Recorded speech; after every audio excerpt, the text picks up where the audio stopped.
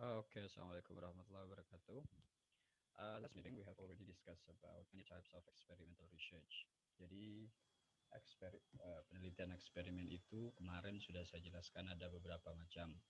Di antaranya adalah yang sudah dijelaskan kemarin adalah true experiment, oke, yang dimana dia ada dua jenis ya.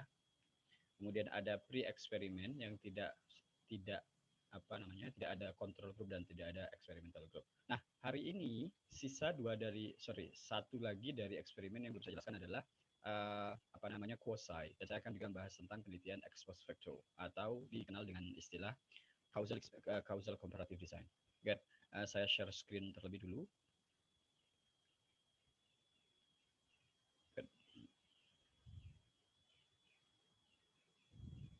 Oke, ini pembahasan kita last week ya. Saya langsung masuk ke quasi. Nice. Okay, this is about quasi experiment. Jadi, dalam melaksanakan penelitian eksperimen, kadang-kadang kita akan menemui banyak halangan, banyak rintangan, banyak permasalahan. Di antaranya adalah yang paling sering adalah kalau kita melaksanakan penelitian eksperimen dan akan menggunakan design true eksperimen, maka hal itu akan istilahnya mengacak-ngacak kelas yang sudah ada. Contoh, ada dua kelas yang dipilih, jumlah sampelnya 100, kemudian dari 100 orang tersebut kita recycle lagi ke dalam grup eksperimen, dan 50 sisanya kita masukkan ke dalam grup kontrol. Nah, tentu yang awalnya kelas-kelas itu sudah tertata dengan baik, karena kita menggunakan random assignment tadi itu, karena diacak ya, assignmentnya masuk ke control group dan experimental group, maka tentu akan mengacak-ngacak kelas tersebut. Dan biasanya kepala sekolah tidak akan mengizinkannya. Karenanya, kemarin saya bilang, kalau sudah demikian, opsinya kita bisa melaksanakan penelitian pre-eksperimen. Oke, namun lagi-lagi pre-eksperimen menurut banyak ahli tidak dikatakan sebagai penelitian yang kuat untuk dikatakan, bahwa perubahan yang terjadi terhadap Y variable itu dikarenakan X variabelnya. Kenapa? Karena tidak adanya grup kontrol dan grup eksperimen. Kita tahu pada pre-eksperimen kita hanya menggunakan satu kelas. Dan di satu kelas tersebut kita memberikan mereka pre-test di awal, kemudian we give them treatment, dan terakhir kita memberikan mereka post-test kan begitu. Maka nilai pre-test dan post-testnya dibandingkan. Oke, hal ini lemah secara konstruk penelitian. Yang benar dalam penelitian eksperimen ada dua grup kontrol dan grup eksperimen. Tapi karena lagi-lagi tadi karena keterbatasan serta izin dari yang berwenang, maka tentu kita tidak bisa secara sembarangan mengacak-ngacak kelas. Nah, opsi lain selain pre-eksperimen yang sering dijadikan pilihan pertama kalau true eksperimen tidak bisa dilaksanakan, yakni adalah quasi eksperimen. Okay, in educational setting, very often it's not possible to select the sample randomly out of all the population student and two different classes. Ini jelas ya, seperti yang tadi saya bilang. Thus, the researcher can only assign randomly different treatment to two different classes. The researcher uses quasi, experiment. Saya jelaskan dulu. Pada penelitian eksperimen, kelasnya cuma dua. Sama dua seperti true eksperimen. Tapi pada penelitian eksperimen kelasnya tidak equal, tidak sebanding. Saya kasih contoh. Karena saya tidak bisa melaksanakan penelitian true eksperimen, maka saya melaksanakan penelitian quasi. Oleh kepala sekolah, saya dikasih dua kelas dari kelas 11. Pertama kelas A, yang kedua kelas C. Sudahlah kata Pak Kepala Sekolah, kelas A dan kelas C ini tidak apa-apa kalau mau dibuat penelitian. Nah, jangan lupa bahwa biasanya di sekolah itu kalau anak yang masuk kelas A itu mesti biasanya anak yang pintar-pintar. Sedangkan yang kelas C itu anak yang ya banyak nakalnya. Nah, tentu hal ini tidak berimbang. Dua sampel ini tidak berimbang. Jangan-jangan setelah kita berikan treatment, mereka bisa atau kemampuan mereka lebih baik itu bukan karena treatmentnya, tapi memang karena kelas A ya memang lebih pintar. Nah, hal ini yang harus kita antisipasi dalam quasi eksperimen.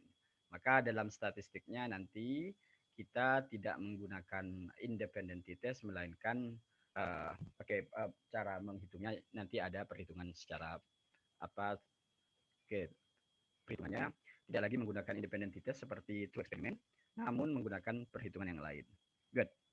Nah, caranya adalah di sini ada caranya bagaimana how to conduct COSI experiment.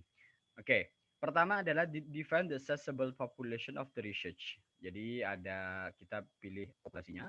Kemudian select two classes out of all the existing classes which have equivalent level. Kelas 1A dan kelas 1F. Ini contoh. Ini nanti bisa dibaca sendiri. Kemudian randomly select one of the class into experimental group and the other one into control group. Ini sama seperti yang tadi. Then give the different prepared treatment to two group and assess the result of the treatment to both groups. Dan terakhir compute the different average scores between the experimental group and the control group. Oke. Oke, ini teknisnya kalau semisal tidak ada masalah. Ini teknisnya semacam ini. Tapi kalau misal ada masalah seperti tadi, seperti ada faktor lain yang mempengaruhi hasil penelitian seperti intelligence dari kelas A lebih baik daripada kelas C, maka biasanya dilakukan intelligence tersebut dimasukkan dalam koovariat untuk penghitungan dalam statistiknya. Seperti ini. Untuk yang tidak ada masalah. Nah, kemudian itu jadi jelas sekali berbeda antara true experiment dan quasi experiment. Dimana kalau true experiment itu kan jelas ada random selection dan random assignment. Sedangkan dalam quasi experiment tidak. Ya. Nah, itu berkaitan dengan quasi. Ya. Quasi akan dibahas lebih lanjut nanti sekaligus dengan perhitungan secara statistiknya. Dimana ada banyak faktor yang menjadi kendala dijadikan koovariat dalam perhitungan menggunakan SPSS. Saya langsung masuk saja ke ex post facto. Nah, yang terakhir dari saudaranya eksperimen ini adalah ex post facto. Seperti yang kemarin saya bilang bahwa ex post facto itu ya masih masuk dalam jenis penelitian eksperimen. Hanya saja tidak ada manipulasi pada variabelnya. Saya berikan contoh, kalau semisal penggunaan kelas laboratorium untuk pembelajaran bahasa Inggris, di mana kelas control group ya diajari di kelas, sedangkan experimental group diajari di dalam lab, maka variabelnya kan dimanipulasi seperti yang saya jelaskan di sebelumnya. Nah, pada ex post facto variabelnya tidak dimanipulasi. Contoh, pengaruh dari pengaruh dari gender terhadap hasil pembelajaran. Gender tidak bisa dimanipulasi. Gender ya pria dan wanita. Tidak ada manipulasi di sini. Ya. Kemudian hal yang penting dari ex post facto adalah hasil penelitian dari ex post facto itu sifatnya bukan cause and effect. Jadi bukan penyebab, melainkan prediktif ya.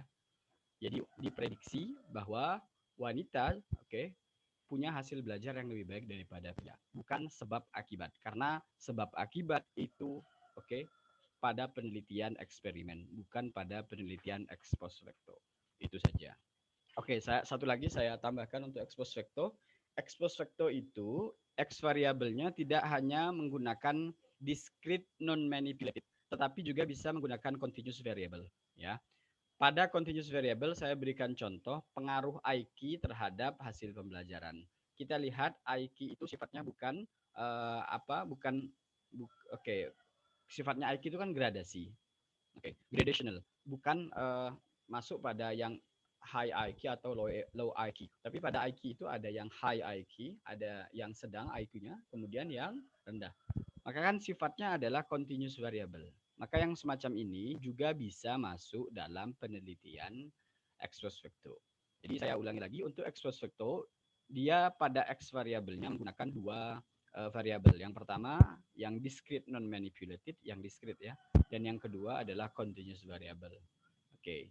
Itu saja. Kalian bisa baca-baca bukunya pada referensi yang sudah saya berikan pada bukunya Donald Airy. Thank you. I'm going to see you next meeting. Assalamualaikum warahmatullahi wabarakatuh.